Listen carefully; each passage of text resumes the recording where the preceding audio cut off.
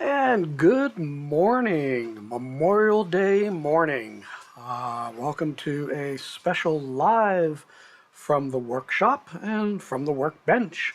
We had a live stream yesterday, and I was really pleased at the number of people who actually came on. It was rather encouraging, I would say. Let me move this out of the way. That's my moose, my moosey. And not sure, how many people will join today. So this isn't going to be a very long video. My goal is, really no more than an hour. But I wanted to give you an update of where I am on the spoon that we were working on yesterday. And then actually today, show how I am going to do the back of the spoon. And then I wanted to show you a couple other things. I'm going to have a short video coming out in a few hours that's just going to reiterate what I'm doing there. But what was funny is I was looked at some of the comments yesterday, and people had mentioned how clean my my tools are. But in actuality, I forgot. I used to have these wrapped, and I would use that medical tape. It's the mesh stuff that, like the doctors will put around when they draw blood and stuff like that. I've got all kinds of different colors. So I had these wrapped for a while, but the issue was, you can't see it here, but you saw my case, my leather case. When they slide in, they're a little bit too tight. So I took it off. So that's really why these are clean, but I do wipe them down a little bit, trying to keep things clean as well. So let's see what I want to do before we move over to the soft barrel sander and kind of go from there. So I did a little bit more work on this after I had shut down the stream yesterday, and the main thing was working on the pedals. And I don't know if you can see it. Let me zoom in. All right, and we're going to adjust. Oop, wrong way. Let's get this up. There we go. Okay, there we go. Let me tighten that up a little. Oh, it sinks a little bit just before I tighten it. Sorry, making you dizzy. There we go. And it's sinking. Okay, so you can see that there is a concave on each of the pedals now, and then, a little bit of an edge. So the way that I did that, of course, I had first made my stop cut all the way around, and then, let me find it, here it is. I took the medium chisel and then just worked back a little bit, lifting up slightly so that, I wasn't too wide. You can see that that is much wider than the pedal, the chisel. So I would lift up a little bit. Then when I got to about, I think here, I switched to a little bit more narrow and then worked my way back and then deeper and then just worked like that. And that's how I got that shape there. I'm not sure if it's a mistake yet or not. I started to do a little undercutting. And I'm not sure if I should have done that yet or not. So I didn't go in too super far, but the pedals in real life are thin, so I think I'm okay. I just got to be real careful because that one went up a little bit too high. Down on the backside, it's not too bad. So just a little bit of undercutting there. So in a few minutes, we're going to take this and go over to the barrel sander and start shaping the back a little bit. Let me get my this into my pocket here. But what I wanted to show you, all right, is I like to use linseed oil. And that is pretty much, 95% of how I finish my pieces. Now, again, this is mahogany. And this is the piece, let me zoom out just a little bit here. Pardon the shaky. Okay, so this is the piece that I had finished sanding earlier this week. And this is mahogany that is now finished with, guess what?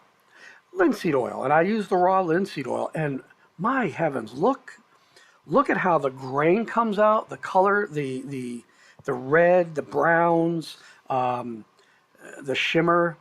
It's just beautiful. So let me show you. That is what mahogany looks like when it's done. It looks like $1 million.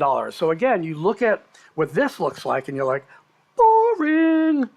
But now imagine that it's going to look very similar to this. Hey, JJE, Archie, yeah. Oh, and just so that you know, Gareth, I just bought a gallon of linseed oil.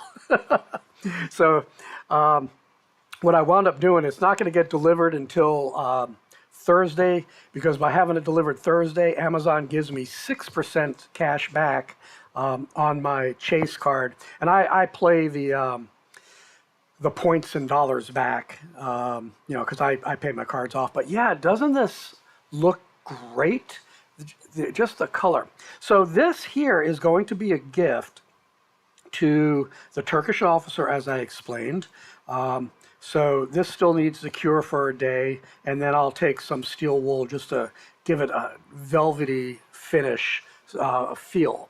So let's look at a couple other pieces. I think you've seen this before. So this here is walnut. So this is unfinished. And again, it's like, kind of boring. But add the linseed oil and look what happens. So there you go. You use what? You use it as an aftershave. Oh, come on. Oh my gosh, dude. Don't mess with me. So here is before and after walnut. Okay, I mean, again, it's the difference is, I mean, phenomenal. So that is walnut. Let's take a look at canary wood. So here is the before of canary wood, and you can see the striations, the color, all right, of the before. But now, look what happens. Here is canary wood finished with linseed oil. You know, it just does beautiful. Yeah, coming alive, I think, is really the only way to describe it. And yeah, coming alive is phenomenal. So last one. So here, this is white oak quarter sawn. I can't say, when you saw something and after the fact it's sawn. So quarter sawn white oak. So here it is. I just finished this morning. I did about 20 toys this morning. So yeah, I got my fingerprint on it. Oh, I got my fingerprint all over. I'll have to resand that. I forgot to Frankenrouter one side, so I got to put that back on the Frankenrouter, but there's going to be a problem here. So I'm going to Frankenrouter part way, and then I'm going to profile this area here. Otherwise, the router will tear it out. So anyway, that's what the white oak looks like. So let's see. Here is the edge. And again, it's really, really lovely. So I really wanted to show that, those 4 different pieces of wood. So that, what you see there is really my 4 favorite pieces of wood. Now, I do like cherry. Do I have a cherry? Wait a sec. I will show you. Hold on for a moment. Hold on. Yes. So here is another piece that I'm finishing. So this is a 72 Corvette, and this is sandwiched. So this is curly maple, and this has been finished, and this is cherry. So let's see how we can show that. So again, the cherry gets very rich. So cherry and maple whether it's curly maple or bird's eye maple. Those are also my favorites as well. So there's 5 different woods. I mean, I like all wood, but in terms of being able to cut, to carve, to shape, and to finish, those are the best. So let's take a look at the comments. Oops, sorry, that's my hat in the way. Let's see, aftershave, let's see. Oh, not okay. Dude, you make me nervous sometime. It's this Welsh thing, we don't know where you come from because we're American. Let's see. Medullary. Oh, I can't pronounce that. Medullary rays in the finished ones. Yeah. Yep. Good. You have a nice hunk of cherry. I would definitely advise, using that stuff. Okay. So let me. Nope, wrong way. Let me loosen this up. Oh, that's righty-tighty, lefty-loosey. There we go. Okay. So I'm going to loosen this out of the vise, and we're going to go around to the other camera. Sadly, I'm sure it's going to be slightly out of focus. But let's do this. Let me get my pencil back out. So what I want to do is I want to shape... Oh, what happened here? I shifted already. Ha ha! Wait a sec. Back to this. Okay, sorry guys. Yeah, live show. So here is the back. But what I want to do is I want to shape the back. Again, I have 3/4 of an inch to play with. So what I want to do, I had set it in the vise, the clamp just at an angle to give me an idea. So I have some lines already kind of drawn in there. You can see just a little bit. But let's start at the spoon. So I know I want to have this a little bit thicker here. And, oops, let's kind of come... I think I got... Wait a sec. Where's my pencil? Oh, there we go. Okay. So I want to come here. That's a little bit too thin. And then I want to make the spoon. And I'm going to go like this. And we'll figure out here. But all this is going to be sanded away. So I'm going to take this line and I'm going to come down a little bit. And here's where the flower starts. And I'm going to come out just a little bit. I'm going to take some of that flower away. I want to arc that just slightly.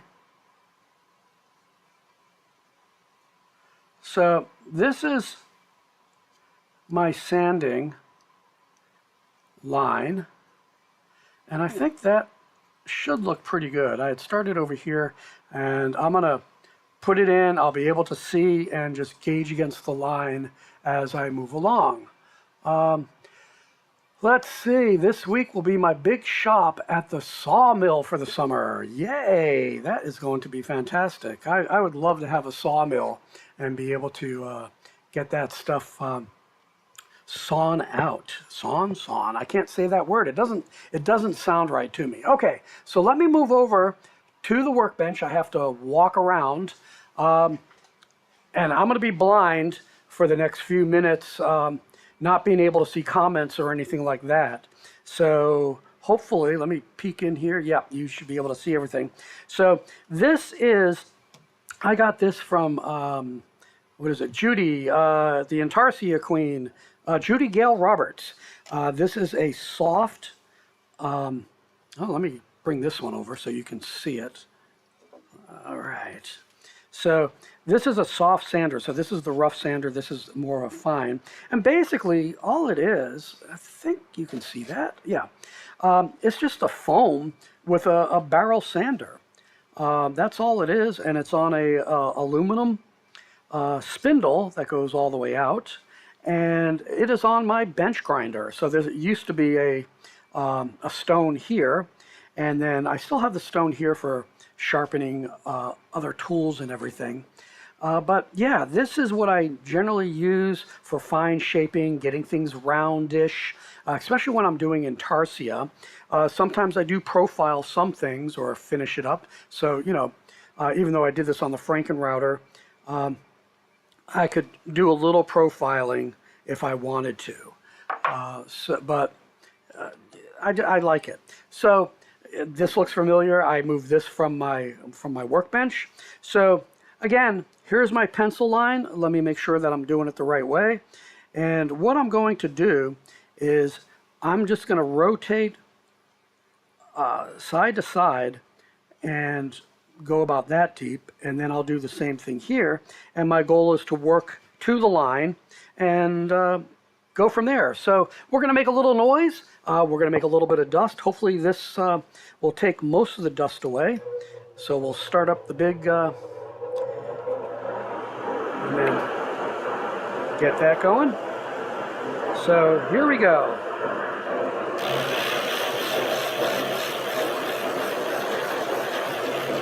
So one of the things you got to make sure is that you keep moving side to side so that you don't overheat because it will melt the foam. So if you wonder why I'm doing the side to side, that's why. And right now my pressure is even. So I'm trying to take it down even right now.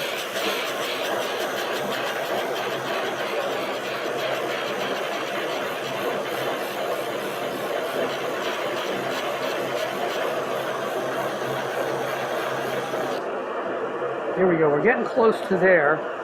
So I'm gonna start arcing it. So I'm changing the angle a little bit this way.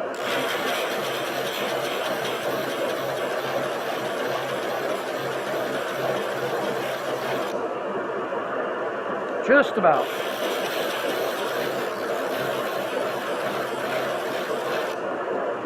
Yeah, so I'm right on the line there. Now I want to bring this down in the middle. So we'll start here. And I haven't started the tilting yet. I'm just trying to bring it to a good depth.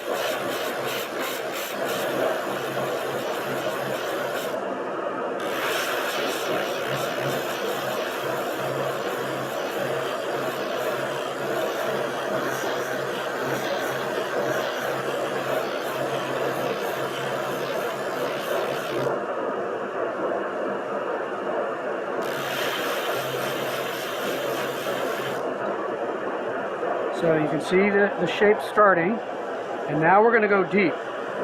So I'm debating. Ooh, that's warm. All right, I'll do halfway.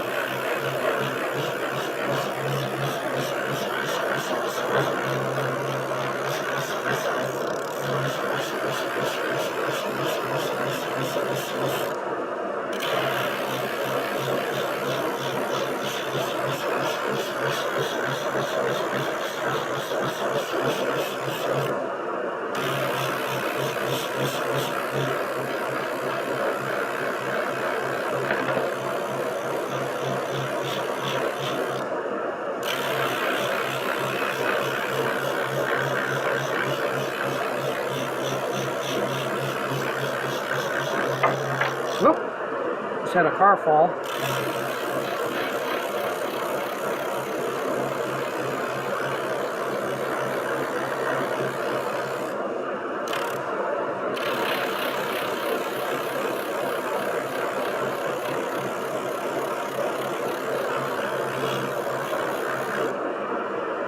All right, so there you go. You can now really start seeing how that is going. Now, I think I'm close to having a reverse.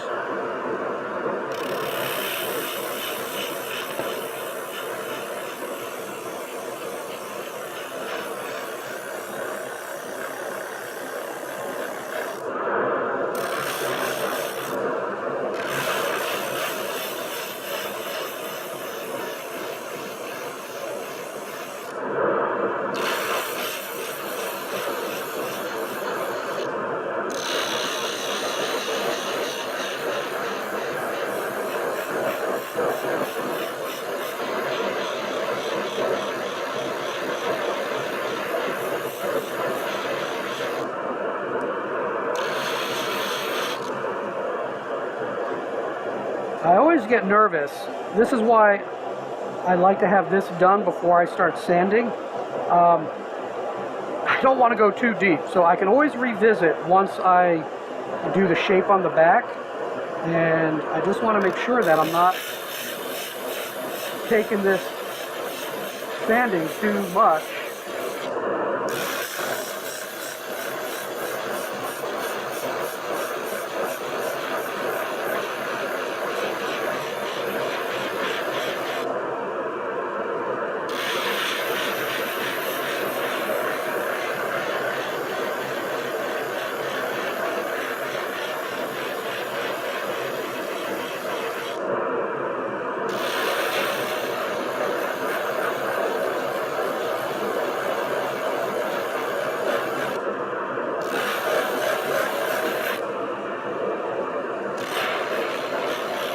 I'm going to start rounding this a little bit.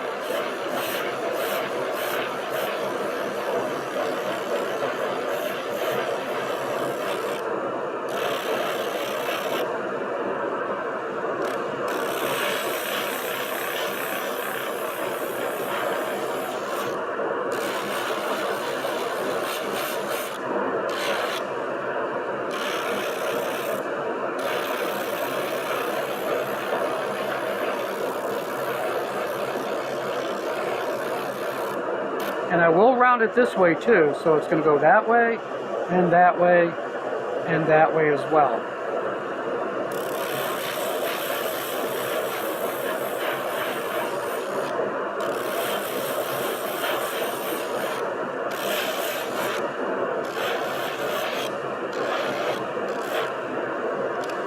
This is where I got to be careful.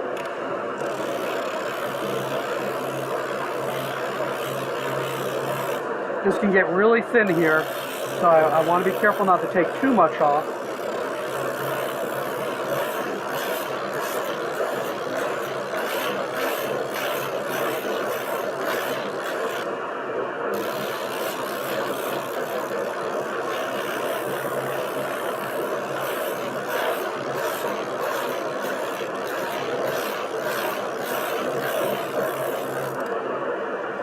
Now you can see it's starting to shape. So let's do this.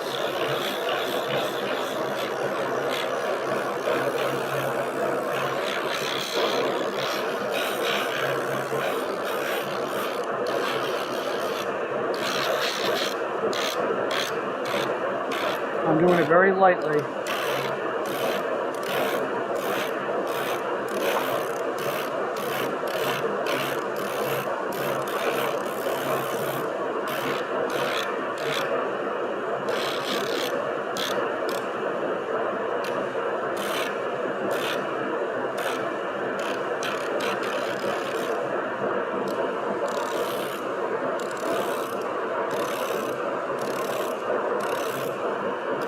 A lot of what I do is by feel and by sound.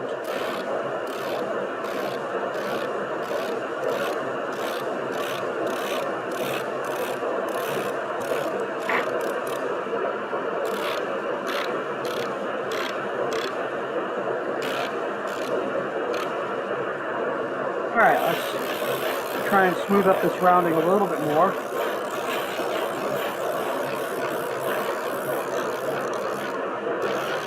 Maybe get that a little bit sharper.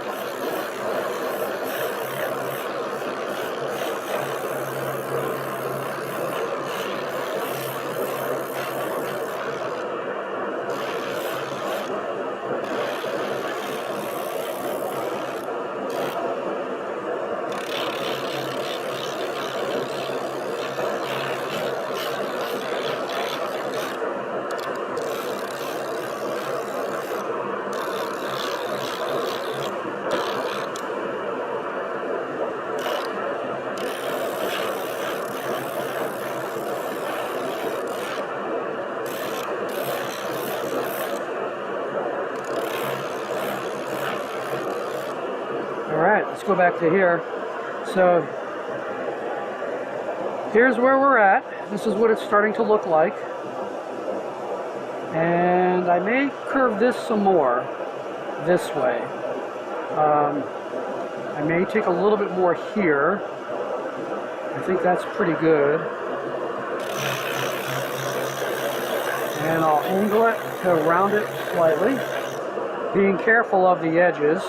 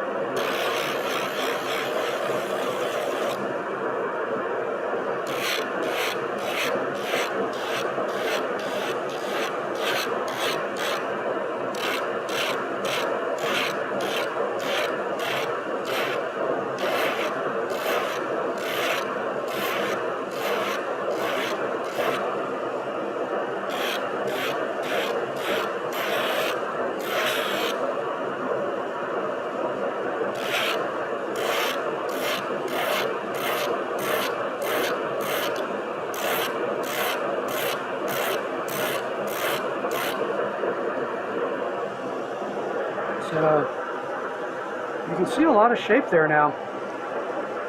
I think I like the thick bowl. I could go thinner, but I think I like it the way it is right now.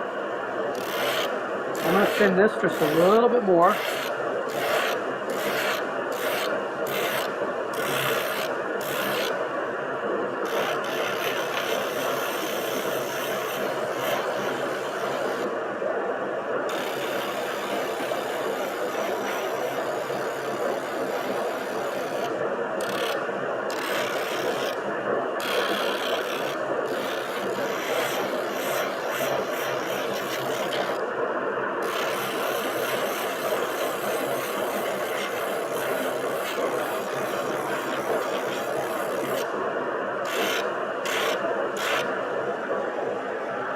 Yeah, I'm thinking I like where it is.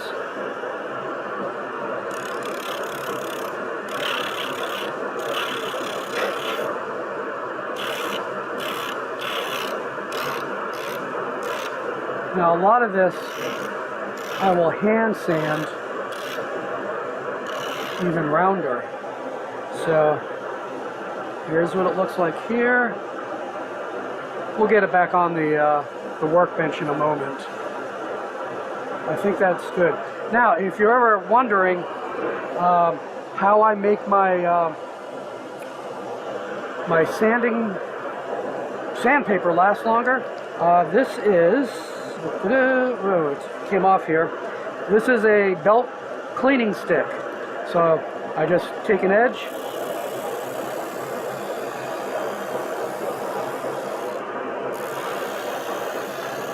just like that. That's how I clean it. Let me pick up what fell here. Okay. Woo. So let's get back over to the workbench, and hopefully that wasn't too noisy, and I can catch up on the. I'm sweating. My air conditioner is off. So let me see. All right, look, where's my mouse here? Okay, I've got to go back and look at the comments. Okay. Oh, good. Definitely drop me some pics, Archie. I appreciate that. Yeah, the cars are moving. That is actually the table for my Franken router. So that's what that was. Actually, I think I'm getting in the way here. So yeah, that's. So this is my where is it? Where's my? There it is. So that's my Volkswagen hat. So what was I doing? Oh, reading. Okay, drop some pics. Three of them were racing. Yeah. Yep. One did fall off. It's funny, you guys were more interested in commenting about the cars falling off of the table. Oh, man. Let's see. Here we go. Hey, Larry from LC Woodworks. Welcome aboard. Oh, you have it on your lathe. Okay, so a balloon cylinder. The thing that I don't like about the balloons, and it may just be me, so these I put on my drill press. So again, I think these are, I don't know if these are Fordham, but, so these are the balloon, and all I do is, I just take my, my high pressure hose, and I just put it nearby and go, and it opens up. But the thing is, they deflate. They're not holding the air, and I don't know if that's by design. Let me see, who is this? Sweden. Patent doesn't have the name of it. But again, I got these on Judy's site. And, in the grand scheme, no big deal, because they stay inflated long enough. What I like about the foam is the foam. And if I could find the right size, I have pool noodles that are made out of the same foam, and I can make my own if I wanted to. So yeah, let's see. So you have one of the drums, fits the lathe, balloon cylinder. Okay.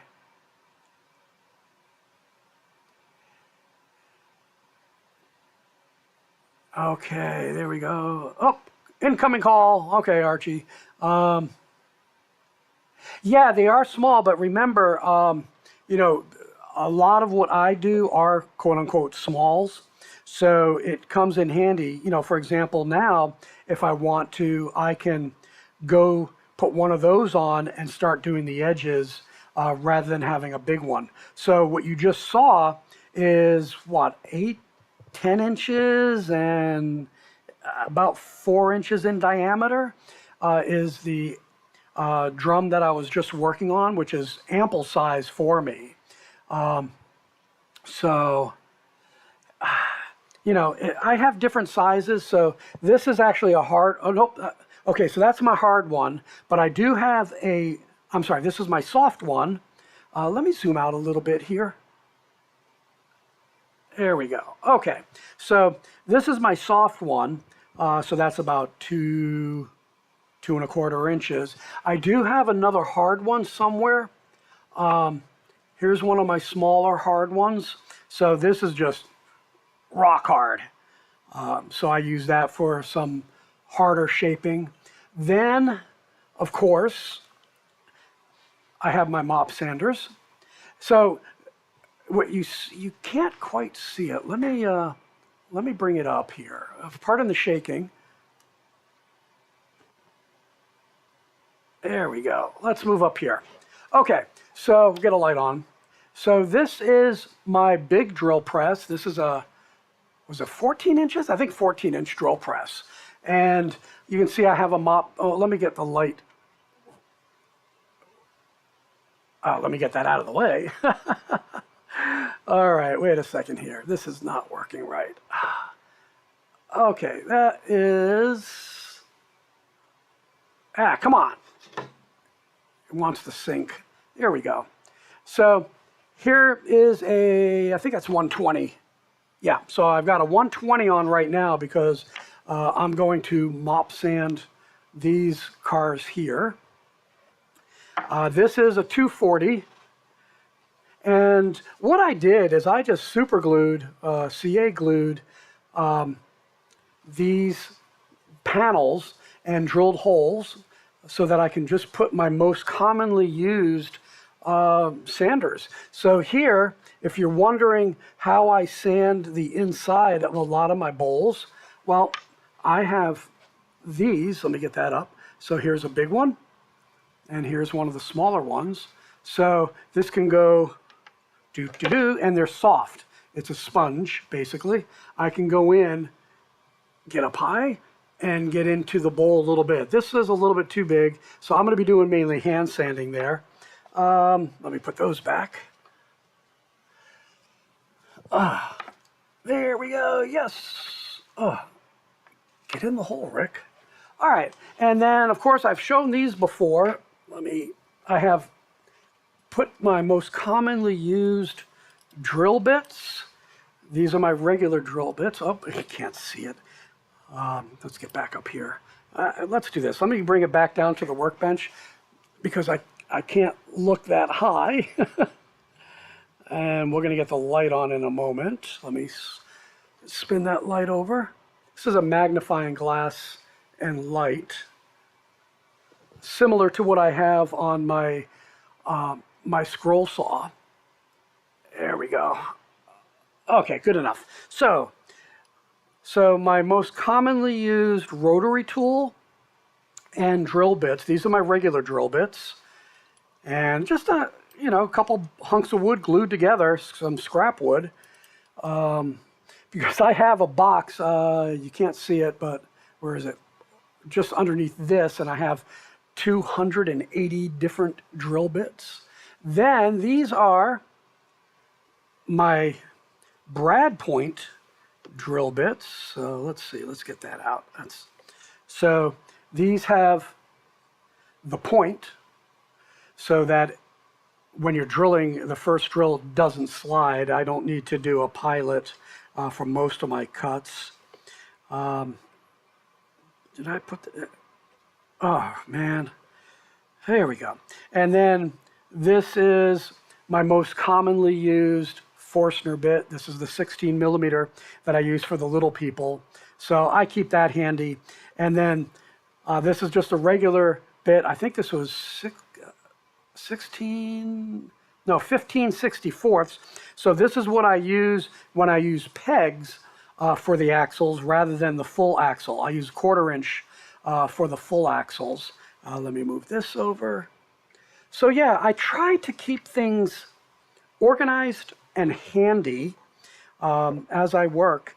Yeah, some things work out well, other things not so well. Let me put this in here and go from there. Okay, so here we are with the spoon. So let's get that. There we go. So you can see the shape that I decided on, and I think that's a pretty good shape. The back curves nicely like this. So I have that. So let's see. What was it that smells? The drum? Tell me what it is. Oh, I keep getting in the way. I'm trying to lean to see another screen here. And let's see, Grizzly Sails, a set that rubber cylinder that gives you the nut to squeeze the paper tight in the drill press. Yeah, so that's what these are. So there's your screw right there, and that's what tightens it up. There's like a washer there. There's a washer there, and the nut, and just tighten it up, and it stays. Whereas it's kind of the same with the inflatable. You know, you tighten it up. That's supposed to tighten up the seal on the inner tube, and then just blow it up. So maybe I don't have it tight enough. That could be it. So I could always, that's just an Allen key to tighten that up. So we'll see how that goes. But I'll take a look at it. Oh, the sandpaper cleaner. Yeah, it can, but if you noticed, I had my my dust handling system on, so when I did it, number one, I do it really quickly. I go one way and then back the other way, and I'm done. And all that rubber cleaner yuck gets sucked away, so I don't smell anything, thankfully. You know, you can't see it now, but you would have seen the 4-inch tube for air handling. That's connected to my wall system. And I have that on a flex hose, and I keep that nearby my my drill press so that I can adjust the and just get everything sucked away. I don't think you can hear it, but I've got a room dust handling system. That's the Wen ceiling mount, and I only have it on, I think it's a 3-speed. I have it on the 2nd speed. And then behind me, not running, and I'm dying because it is now 81 degrees, is my air conditioner. So I turned that off since it's directly behind me. I like it blowing right on me while I'm working. So anyway, let's look at it from this angle. There we go.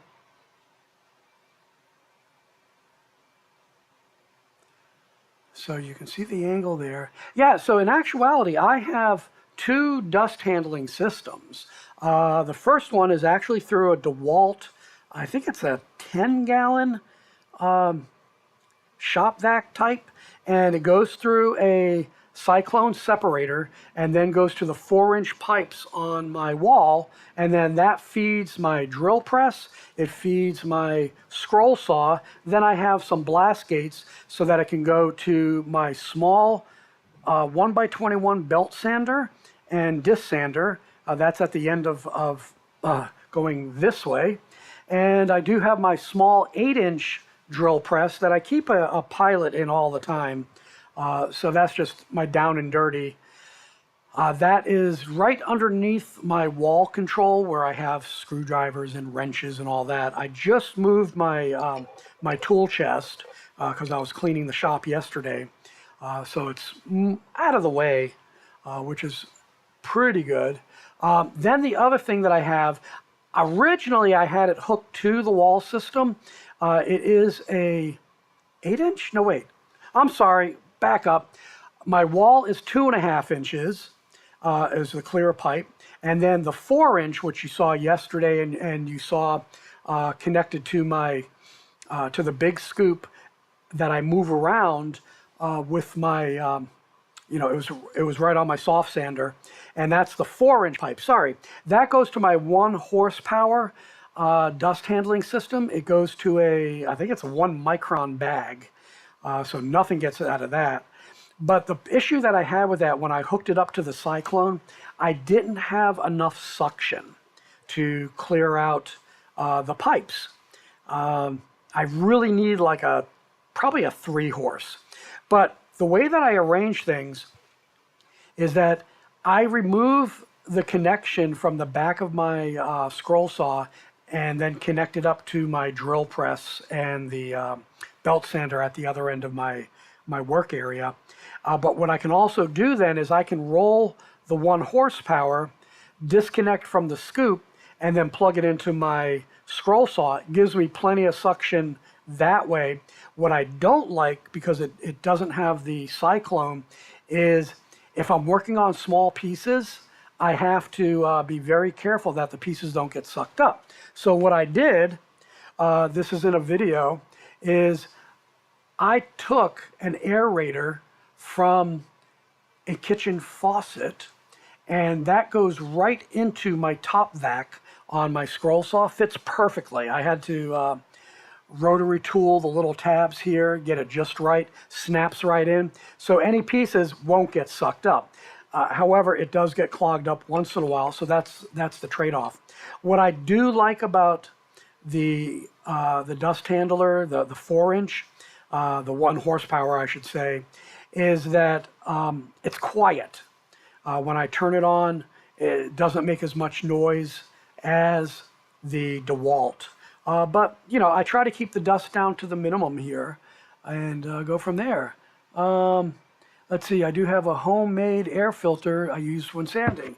Yeah, very important. If you watched the video from yesterday, that scoop that you saw on the dust on the barrel sander was right here. And I turned that on, I got a good draft going this way, and I can do fine sanding and everything. It's not super loud, and I'll be moving that back once I think I am satisfied with the way this is. I don't think I need to bring it back because the rest I can shape by hand and go from there. Yes, so I think that that kind of covers it. Let's see, I'm kind of out of ideas right now. Basically, what I'm going to be doing is I'm going to be doing a little bit of fine chiseling and shaping a little bit, doing a little bit more undercutting, just slight, to give that flower a look as if it's just above the stem a little bit. I'm going to round things out a little bit more. So just a lot of hand sanding that's going to happen. I think I'm going to stay with this depth of the bowl. It doesn't go super deep. You know, probably that's about a quarter, a little bit more than a quarter, almost half an inch, I guess. It's actually not too bad in the middle there. Not bad at all. But yeah, it's just gonna be a lot of hand sanding, and I'll start at about 80 or 100 grit and work my way up or down, whichever way you want to do it, to the finer grits. I guess that's up. And eventually I will finish at 1,500 to 2,000, just again because I'm fastidious, and I'll probably make this a gift, and it will be super smooth, and the finish will go on like that. It'll look like that. It feels very, very smooth. And once this cures and I do like a 3,000 or 4,000 grit or steel wool, that'll feel velvety. And that's my intention, is to make it velvety smooth. That kind of raises an issue, is how much time I spend on these. I guess overall, let's see, I was an hour and a half on the video yesterday. Of course, that slowed me down a little bit. We're talking, I probably only did 30 minutes today, so 2. Then when I cut it out, cutting out was real easy. So I guess I have, I don't think I have 3 hours into this yet, but what will happen, my sanding will take a while. So when I'm all said and done, I'm going to have probably 4.5, 5 hours into this. Yeah, I think that's probably it. You know, I'm not a production shop, and I want to make sure that when I say it's handmade, it is handmade. So that's what we're doing there. So anyway, so how did you do your homemade air filter that you use while sanding? What are you using to do that? I'd like to see what you're doing. Let's see, and I'm going to bring my sandpaper down. Just I can show you the different ways that I do it. So this is my current sandpaper box, and I have old bags of this stuff. So these are my sanding squares. They're a little flexible, not much. Then I'll take some scrap, and I'll have some scrap sandpaper and block, and it's a little soft, not much. But then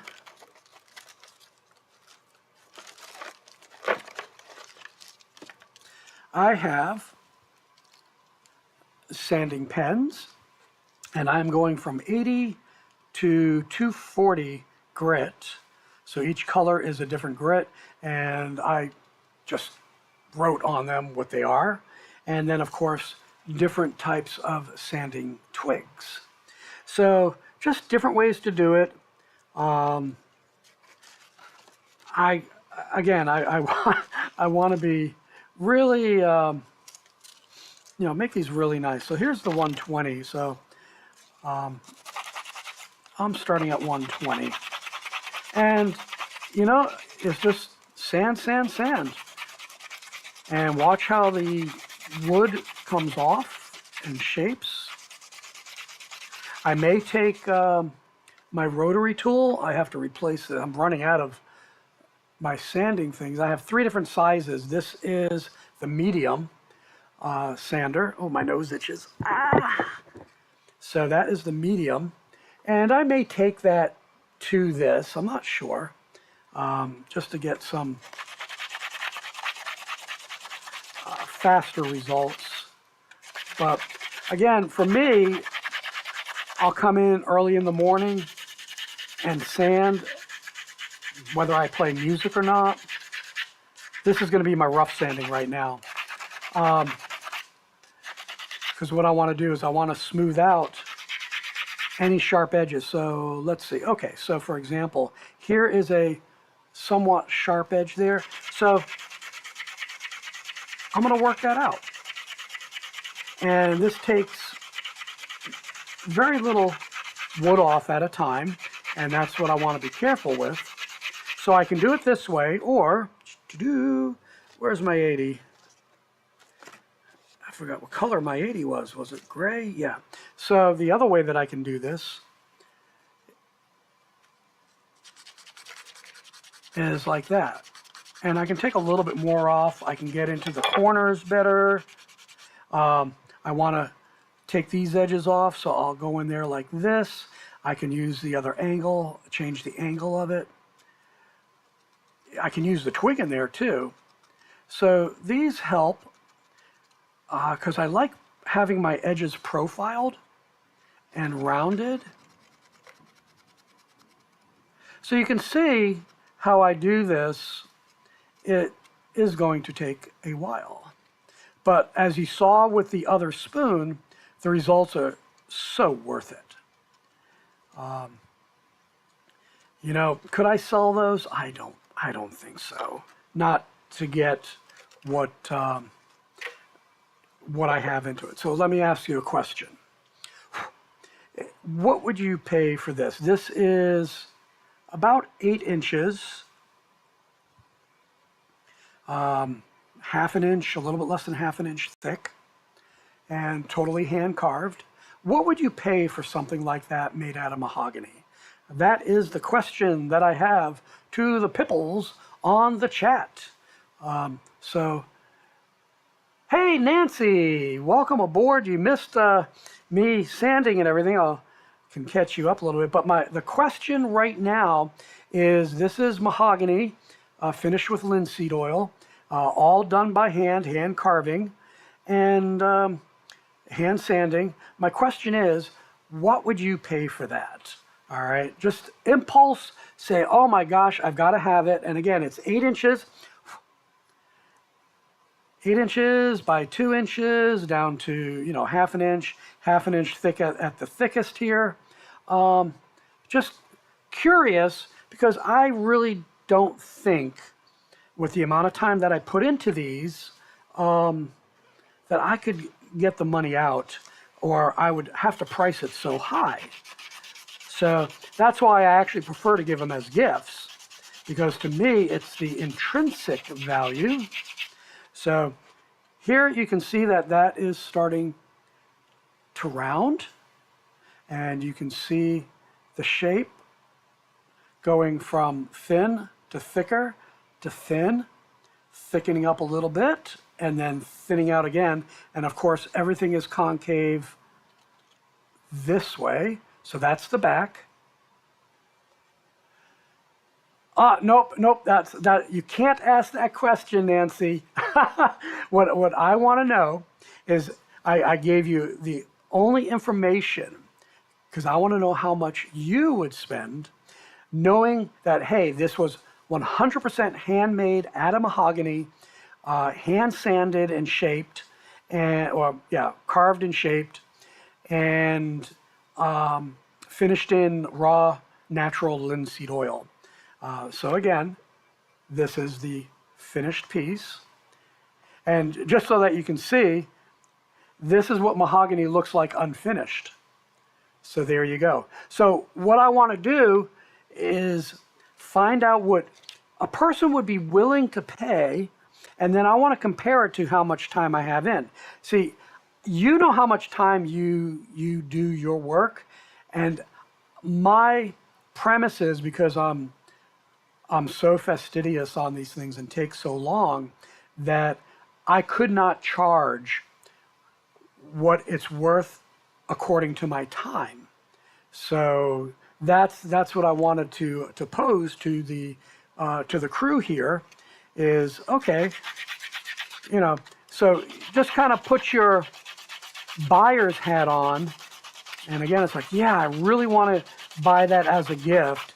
And what would your maximum price be? I mean, you may surprise me and say, yeah, I'll pay X amount, and it's like, wow, that actually means I could sell this for the amount of work that I put into it.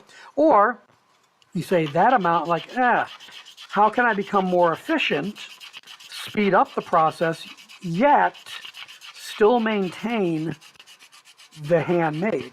So if you watch Day Love Spoons, I guess the correct is Day, not Die, as I've been saying it, so I apologize. So you watch Day Love Spoons Thomas, and he'll do triple stacks, and he'll do small pieces that he can carve out real fast, but then he does a lot of custom work. So I don't ask what he charges, but he has it on his website. I just don't remember what he charges. And he's more of a production shop, but he's still doing it by hand, and he has certain efficiencies. And for example, not this one, but a lot of the smaller spoons, like the one there, I'm using cutoff. So like when I really 85, wow, anybody else? Right, right. And that's why I don't want to say the time, Larry. Again, what would it be worth to you as a special gift, knowing, hey, this was really handmade out of, fancy schmancy wood. This wasn't laser cut. It wasn't CNC cut.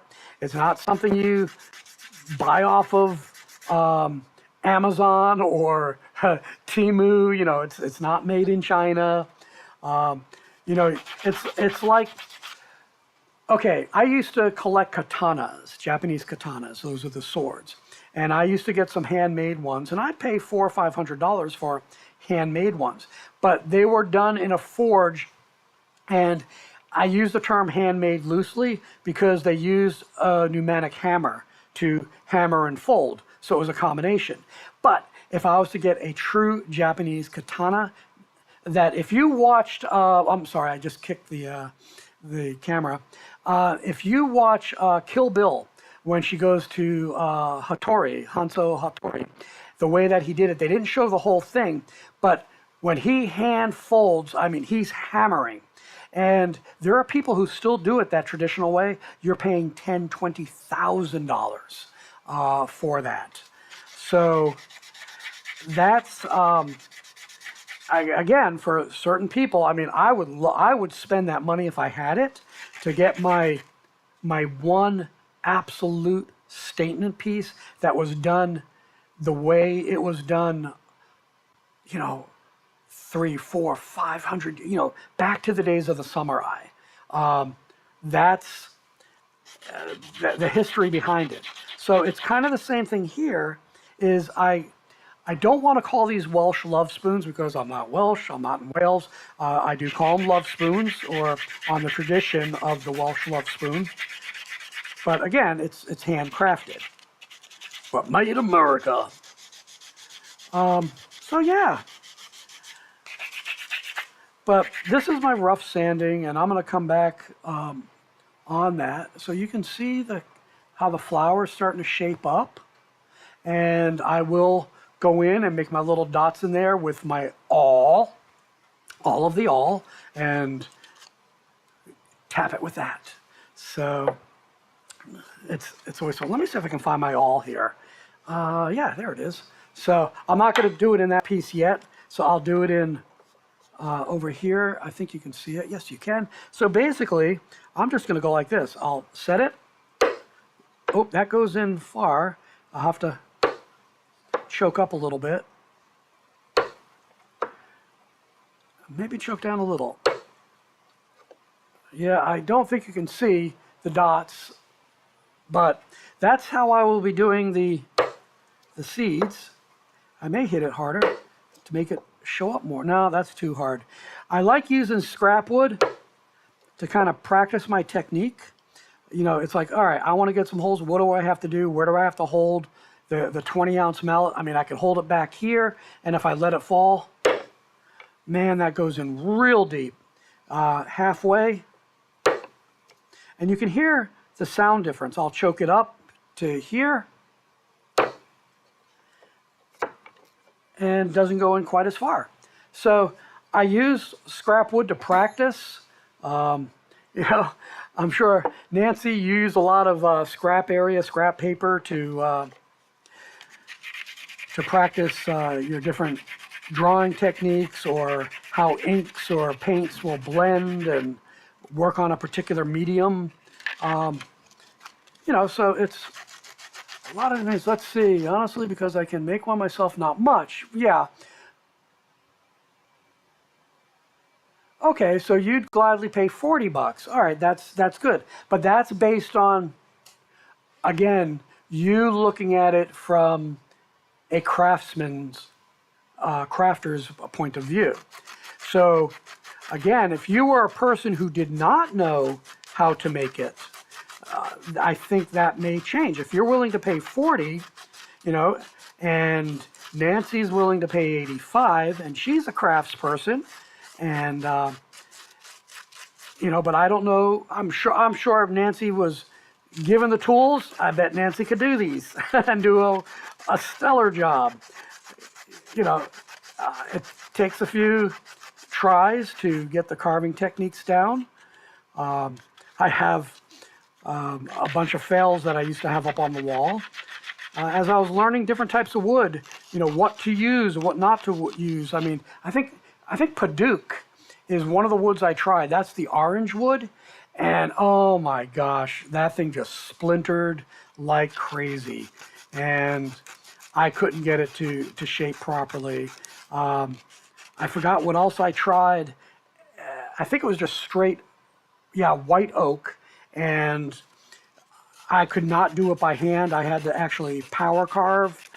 That was not good at all. That was funny.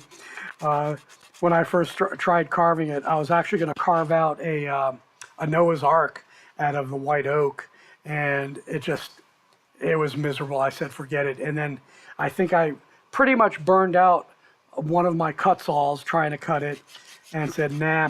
So that's where I learned definitely stay below 1100, 1000 Janka. And then it goes the opposite. I tried doing, was it aspen? I think aspen and birch. So those were 400 Janka, and they just, that was just mush. And again, the same thing, they would tear. It just was not good. Right. Again, I understand what you're saying. And if you're on a fixed income, that will definitely determine what type of gifts you get, when you're budgeting and everything. So, again, I was just looking at the raw, if I could buy something, how much would I be willing to pay? And taking those preconceived notions out of it. But that now gives me a range. I've got fixed income craftsman, $40. I have craftswoman, and she's saying 85. Was that 85? Yeah, 85.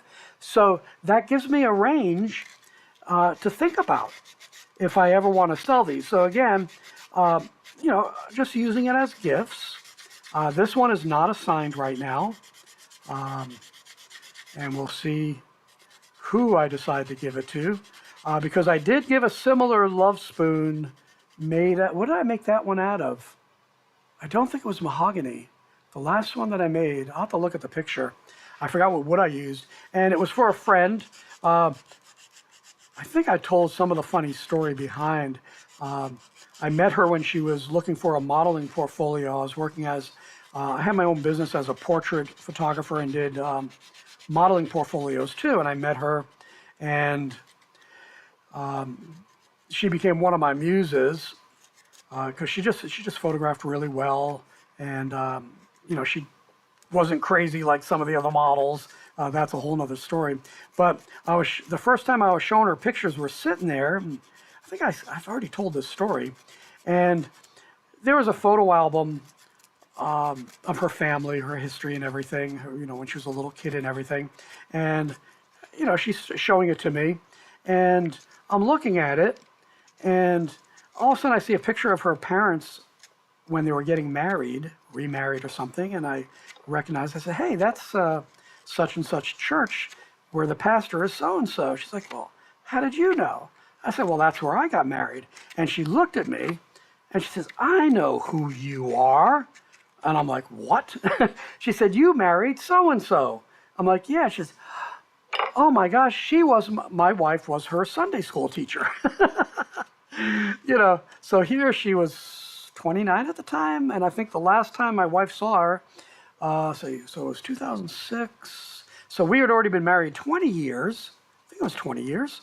And, so my wife, after she married, we moved to Massachusetts, so she never saw this girl. So she would have been 10 years old at that time when my wife left New York. So I thought that was kind of funny. I'm just sitting there, I'm like, trying to wrap my head. She says, I'm not, and she just said, I'm not that little girl with pigtails anymore, am I? I'm like, no, you're not. Here she's a model. And it was like, oh my gosh. So pretty funny. So she is a supporter of Poppy's Workshop. And I gave her a love spoon and the funny thing is, it arrived, that and the other gift, arrived on the day of her fourth anniversary. And it was just by chance. I didn't even know it. And I had been late in delivering it and then asked her for a little bit more time because I saw her backyard garden in a photograph, and I had an idea for the gift I wanted to give her, and more so than just a family gift. And I did the butterfly garden clock, which was a Sheila Landry design. And I said, give me a few more days. I'm going to do this. I'm going to get it to you. Mailed it out. It came on the day of her 4th anniversary. So it was like, cool. I don't know. That was just great, great timing, whatever you want to call it. Let's see. Yeah, definitely you give as wedding gifts, the vases you turn, birthday gifts. Yeah, and again, you could sell them. I mean, how much could you sell them for? Unless they're so stinking special that you can command the crazy prices. Again, this here, okay, so maybe I can get $40 for it. For the amount of time that I'll have into it, it'll be like $10 an hour or less if I get 40. So $20 or a little bit less an hour, which isn't bad at 85. Because like I said, I have about three hours into this, I think, 3.5, and I'll finish at 4 or 5 hours. And I'm sure I can speed it up because a lot of it, the time was when I was videotaping, so I actually slow down a lot to explain what I'm doing. I'm not quite as efficient in how I do things. But anyway, right now what I'm doing is this is my rough sanding, because this will help me once I get, the close to the finished shape. I'll know, okay, I've got to go down here. Like I have my undercuts right here. I'm starting, so I've got to figure out how I'm going to finish those undercuts. Whether I'm going to go in further, just sand them, try to hide them, I really don't know yet. So I'm doing this rough sanding to get an idea of where I need to bring down more wood. So again, my saying, you can always take wood off. It's a lot harder to put wood back on. So that's what I'm going to be doing. Today again is Memorial Day. I'm just over an hour now, so I think I'm going to probably shut down the stream. I have already done some chores. I was out at, chores. I was out at 6 o'clock in the morning, and I was finishing, like I said, over 20 toys and the other spoon in the linseed oil. Double hand wipe, and that's the other thing. They're hand dipped, hand wiped. They're not sprayed or anything like that. I do use a brush to make sure I get into the crooks and nannies, as I call them, and kind of go from there. Oof, yeah, it's dust. I usually like to have that dust intake there. Let's see, we're live. People don't want to buy my what? Where I live, people don't want to buy my crafts. Yeah, I can understand that. And where I live, it's an urban area. Well, it's the largest. This is really weird. Virginia Beach is a tourist city. It's also the largest city by population in Virginia of 500,000, but we are so spread out, you don't feel like you're in a city. I feel like I'm in the suburbs of the city, except where you get to where they built what's called town center. They started building a real high density apartments and businesses underneath, walkable and everything like that. And that's only about 4 or 5 miles from me. Hopefully they'll expand that more. We need more high density that's controlled though, and they did a good job there. And I find, yeah, people aren't really interested in crafts. That's why I actually started, Poppy's Workshop. As I'm building these toys, I'm not selling the toys. I'm depending on donations from generous people to buy the wood and everything. I basically loan my services and my equipment to Poppy's Workshop to create all the different toys, like this guy right here, or my dog, or more creative ones. We're getting into like that, puzzles, all kinds of different things. The more complicated ones, I definitely give away as gifts as well. Like I have the 12 different species of wood that I made puzzles out of, no painting whatsoever.